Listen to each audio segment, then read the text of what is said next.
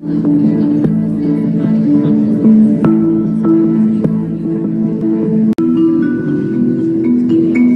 is my first time ever filing for unemployment.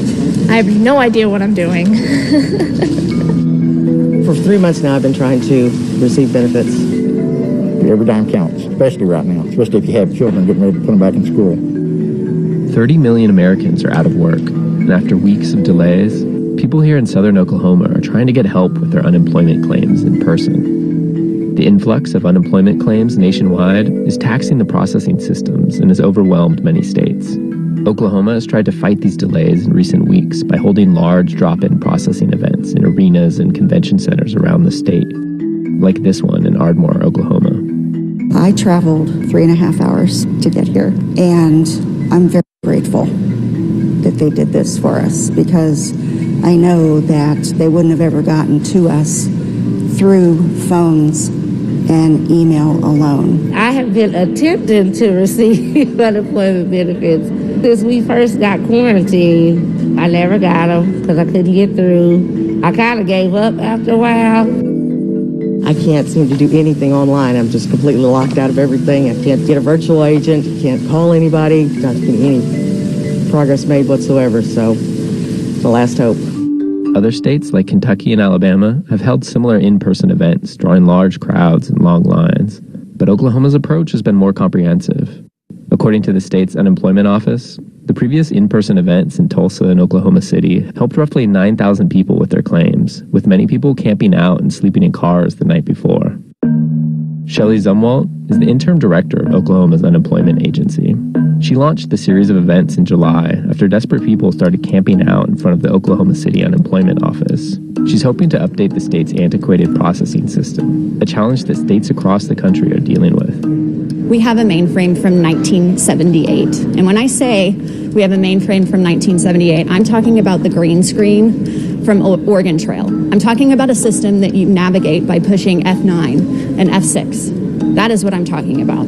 That is the engine that runs the claims processing for this agency. Unemployment in Oklahoma dropped to 6.6% in June from a record 14.7% in April.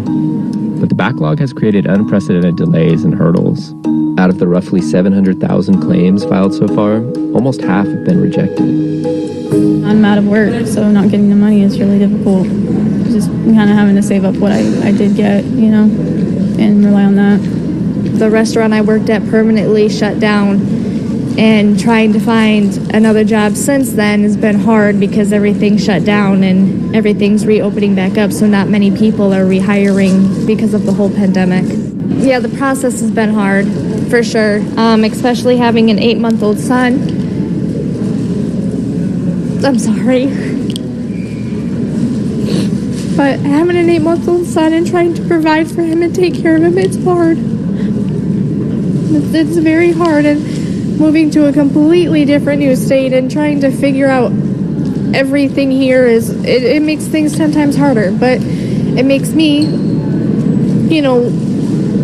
work harder and provide harder for my son, and to make sure that he's going to get through and make sure that he's taken care of first. Many unemployed Americans are now concerned about the loss of another economic lifeline. Last week, the extra $600 a week federal unemployment assistance ended. Congress has yet to decide if the federal benefit will be extended or reduced. The additional benefits are extremely important because they need to supplement the income that I had, which it's not close, but it's something to make those ends meet so it's not so stressful. They say, well, $600 a week, people making more money than what they were making while they were working. Dude, I make $600 a day, not a week. It's a joke, but it's better than nothing, that's for sure. A federal eviction moratorium ended July 25th, adding to the financial pressure on unemployed Americans. But for many, the most daunting challenge is just the ongoing uncertainty of both the pandemic and the economy. I'll just have to go back to work and pray I don't get sick. But I'm a widower, so if I get sick and die, then I got orphans. I don't leave the house with someone else to take care of them. Pandemic money or no pandemic money, that's just part of it, but it helps. It's helping me keep my kids, at home and taken care of and fed.